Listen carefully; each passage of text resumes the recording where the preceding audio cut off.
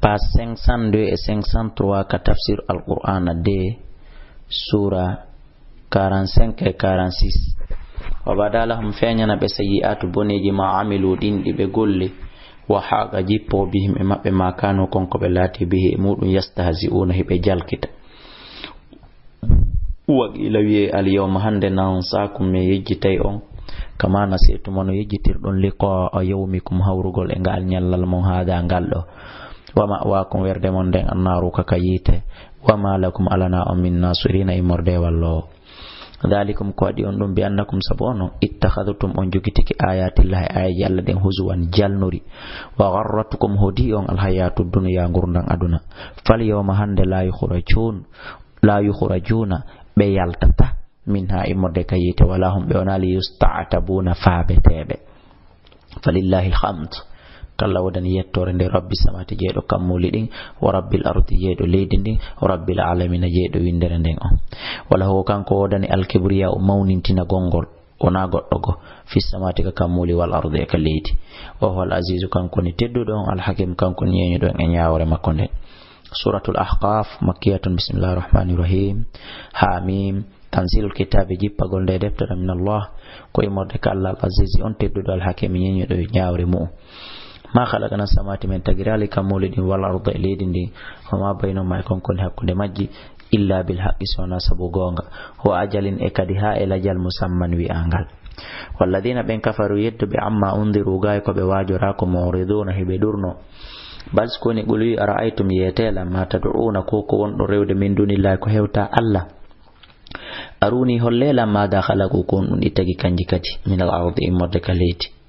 am lam kanu dani shirkun kafu ko di kafidi e Allah di wallindiri di tagi fi samati ka kammul e ituni sidon ande kadu woni addanelan dum bi kitabin wondude dalil min qabili hada ko adinde alqur'anare do aw atharatin ma hays ko batte hun hays ko livre hun ni hays ko kaye hun kadum windi min ilmin harako imorde gandal tippudo in kuntum sallati kaswadigina ko gongamo waman adallu ala fotudo majjude mimman yad'uha hewtiti o rewdo min dunila ko hewta Allah man la yastajibu lahu konko notota komo ila yawmil qiyamati han faade nyande dargal wo hum kanjire waadi din andu ayhim gaydu a ko direwa kon wafiluna ko di welsindi di anda waylite wa idha hushira an-nasu simbe be mobo yama kanu lahum ilatan to be di wonta naybe ada an ganyo aybe wa kanu dilato bi ibadatihim e dewal ko direwa kon kafirina ko di yeddude dina ko fenande be rewali be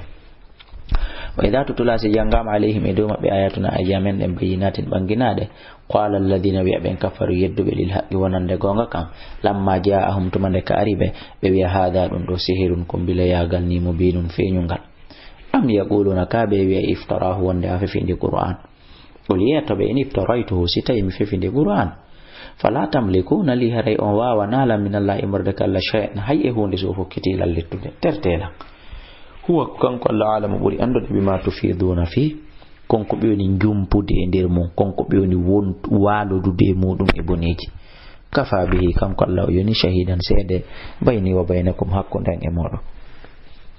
huwa ko kanko Allah alamu buri andude bima tufiduna fihi konko wondon jumpude mum konko wondon waludude mum e bone konko wondon mimminade mudu kafa bihi Allah yoni shahidan sede bayni wa bainakum hakkunde en e mo o huwal ghafuru kanko ya fotodo rahim yurmetedo ul ma kuntum wonali bidi am ko mi woni fuddorde min rasul imorde ne labe mi taw temetato e sappo e dido ne lama wa ma adri mi anda ma yufalu bi kon dum huwete e anjango wala bikum wona ko huwete e mum mi anda in attabi'u minnom mi jokkata illa ma yuha sona konko wahayna ila yafade an wa ma ana mi wonali illa nadhirun sona wajotodo mubin finnina wali ara'aytum yatalan in kana silatike nde alquranare min indillahi ko imorde ka Allah tawino wa kafartum bihi onon on yeddinde wa shahida sayyidika shahidun sayyidito todo min bani israila imorde bani israil ala mithlihi edu sifa mayr fa amana o gomdini kanko wastakbartum onon non o mawnindinike he yatalan do inna Allah andeno Allah la yahdi wa fa'na talqa mazwalimin be tonyobe wa qala alladhina bi ben kafaru yaddu lil ladina wanande ben amanu gomdimbe law kana sidullati no khairan ko mojjirininu ma sabakuna ilahi be di tatano ko men edum wa idh lam yahtadu tumane tawno be feewirali bihi sabu alqur'ana fasayaquluna araybe wala di halaji be inna hada nde alqur'ana re ifkon ko fenade qadimun nebunde araybe dabba ko be takka e mum be wala sifadi halaji wa min qabilihi no adi deftere nden no hadi alqur'ana kitabu Musa deftere Musa nde imaman nden kadi ko nde nyentina wa rahmatan ko nde yurmende wa hada nde do kitabun ko nde deftere musaddiqun gongodirde lisanan ko nde jangetende arabiyan e haala arabu liyundira fi yonde wajore alladina ben zalamu toñube wa bushra ko nde welo welo lil muhsinin nande moƴƴinoɓe innal ladina andeno ben qalu bi rabbuna allah ko alla jeme thumma istaqamu rifti be nyibi mum fala khawfun alayhim ben dum kulul fawakibe wala hum yunal yahzanuna sunoytobe ulaika be do ashabul jannati yimbe al janna khalidina ko be luttinte be fiha